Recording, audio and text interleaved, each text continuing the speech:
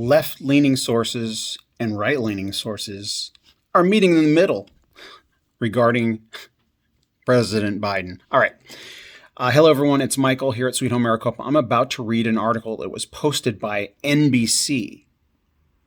But before that, go in the description and click on some of the links. I just posted a new question over at Sweet Home Maricopa Redux for you to answer. And tomorrow I will post a video at Sweet Home Arizona with your answers to my question. But I've already posted a video there with answers to yesterday's question. You know, you get the drill.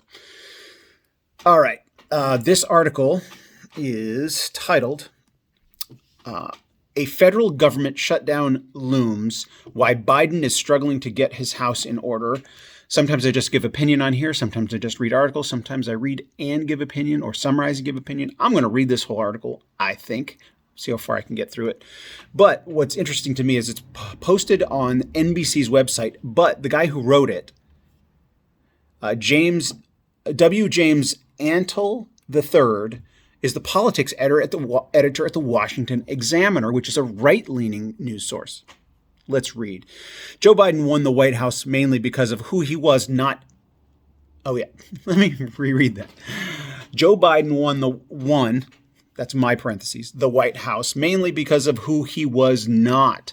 Now, after nearly 10 months in office, voters are expecting the president to stand on his own and are increasingly dissatisfied with what they're seeing. Many voters thought Joe Biden and unified Democratic control. Gosh, I should start this whole video over. Many voters thought Biden and unified Democratic control of the federal government's elected branches would bring back normalcy. Yes, right.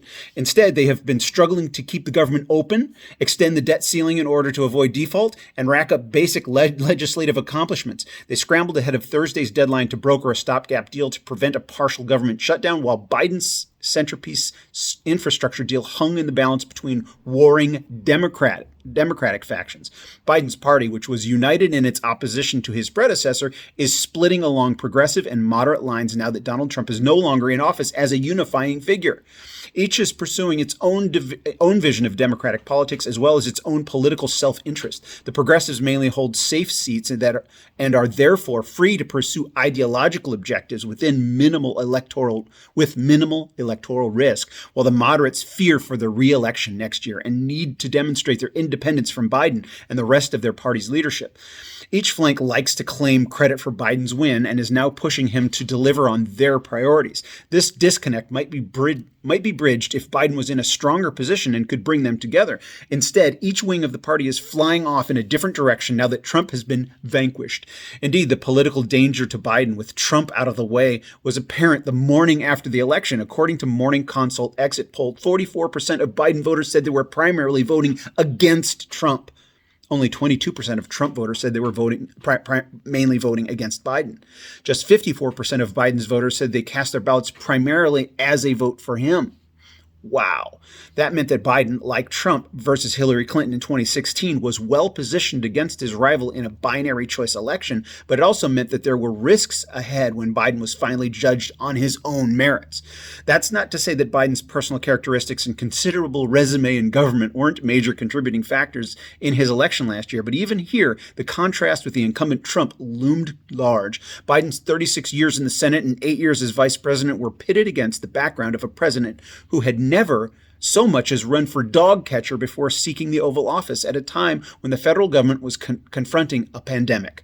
Biden's reputation for empathy and compassion were held up against Trump's bluster and perceived narcissism in a time of fear, suffering, and death. Trump had been well prepared to run for re-election, touting low unemployment, a booming economy, and national pride, tying all of the above to his business experience and America First platform. COVID-19, the resulting economic downturn, and the protests for racial justice that followed George Floyd's death in police custody created conditions for which he was much less equipped. The Morning Consult exit poll found that 85% of Biden voters said it was very important for a leader to have a strong moral compass. Just 63% of Trump voters did. 83% of Biden voters similarly valued being compassionate. Only 51% of Trump voters did. A pre-election survey of Quinnipiac University concluded that 42% thought Trump cared about average Americans to 61% who said the same about Biden. Polls. Now, the latest Quinnipiac numbers show Biden underwater. His approval rating among independents, a crucial voting bloc for Democrats in next year's midterm elections, is stuck in the 30s. Biden has a negative score on his handling of the economy. 52% disapprove, 42% approve.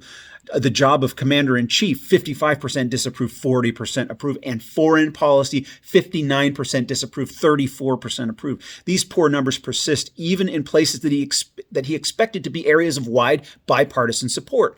6 in 10 believe U.S. troops will have to return to Afghanistan, where Biden had hoped to gain credit for ending America's longest war. On COVID, long an area of strength, respondents are split. 49% disapprove, 48% approve.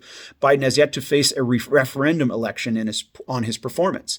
At 78, the oldest man to ever serve as president, perhaps he never will. But whether or not he's on the ballot, Democrats will be assessed in large part on the job Biden has done in office as they try to defend exceedingly narrow majorities in both houses of Congress. The midterms are a long way off, and the 2024 presidential election is the political equivalent of a lifetime away. Biden's legislative agenda could quickly shift from teetering on failure to being a resounding success.